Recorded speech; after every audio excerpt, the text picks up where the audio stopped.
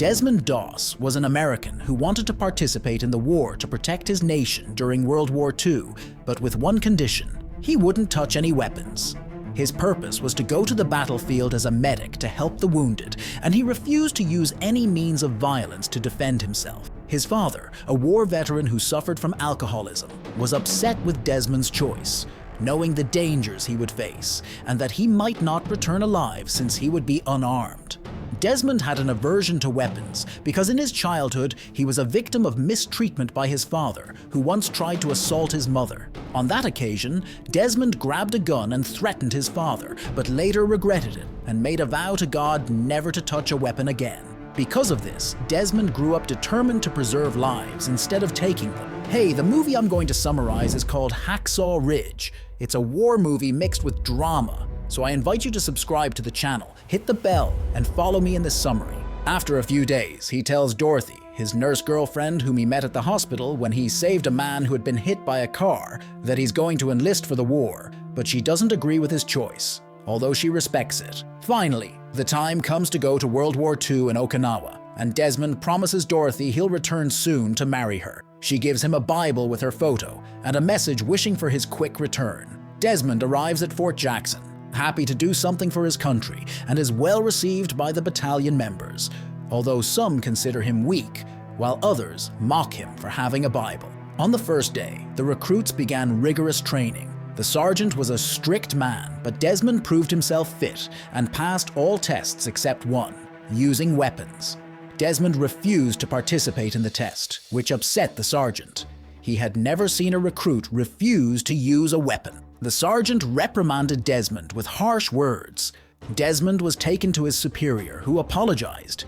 He explained that Desmond had a history of conscientious objection, and that he could stay in the battalion but couldn't have weapons or kill anyone. He becomes a joke to the sergeant, who believes that whoever goes to war must fight. Because of this, his superior transfers him to another battalion and orders him to consult with a psychologist.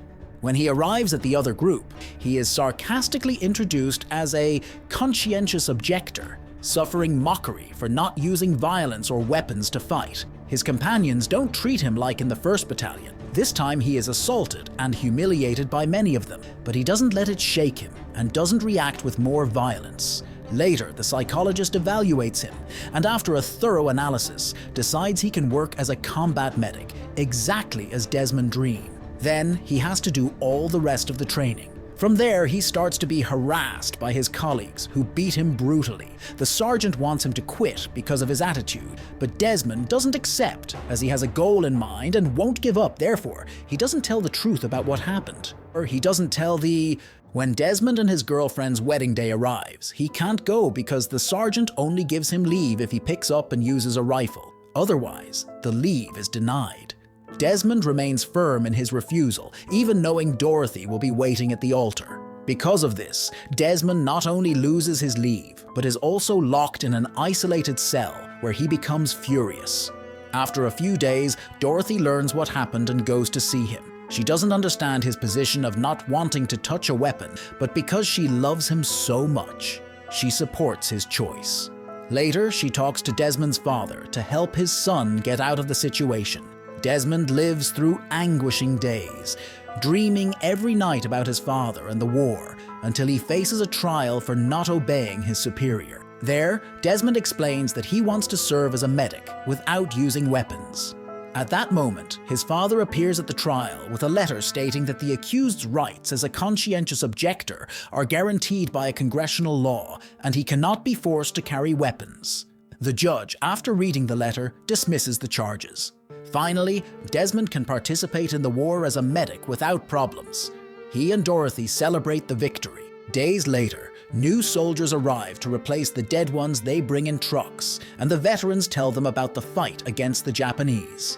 The first thing they tell Desmond is to remove the Red Cross badge from his arm to avoid attention, as one of the Japanese tactics is to eliminate all medics and the wounded.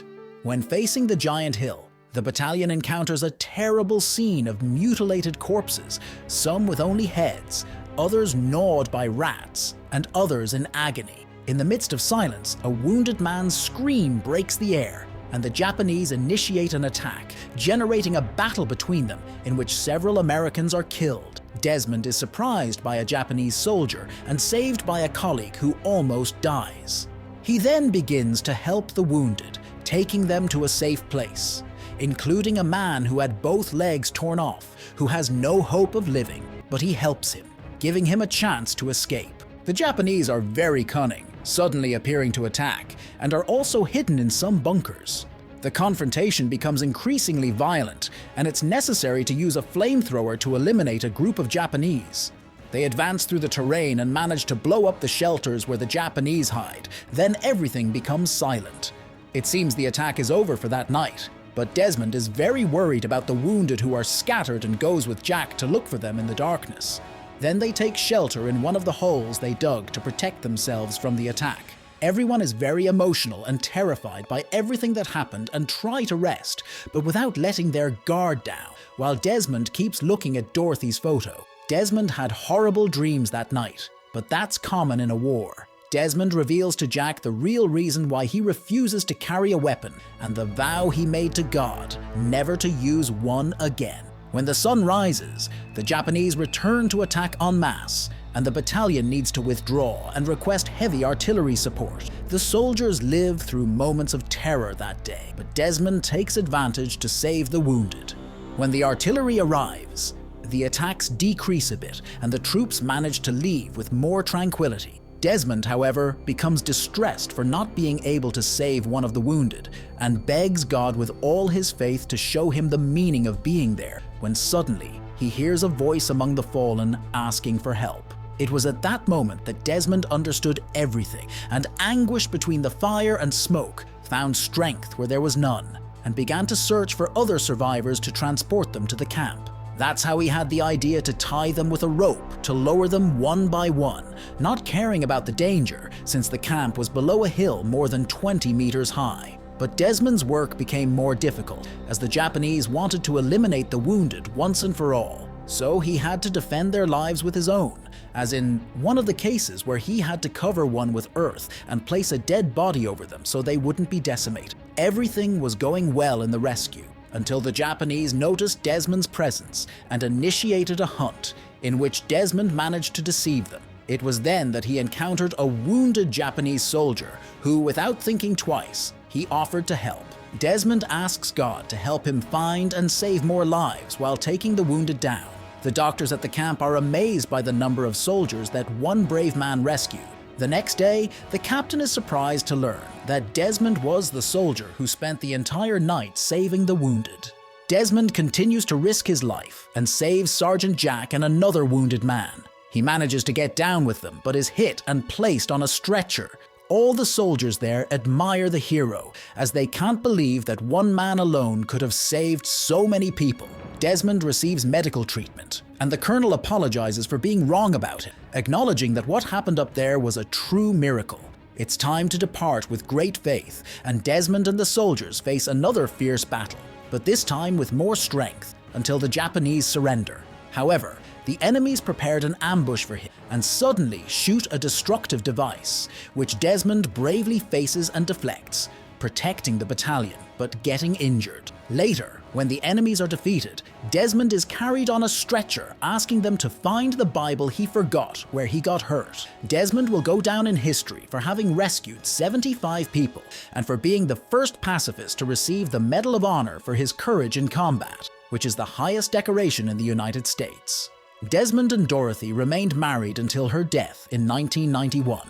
After his heroic act, he shows his characteristic humility by giving glory to God, simply saying that the real heroes are buried in the cemetery. When Desmond enlisted in the army, Captain Jack offended him with his words, but now deeply regrets it. He knows that Desmond was a brave man and that, by a twist of fate, saved his life. Desmond died in March 2006 at the age of 87. Hey, so that's it. Leave a like and see you in the next recap.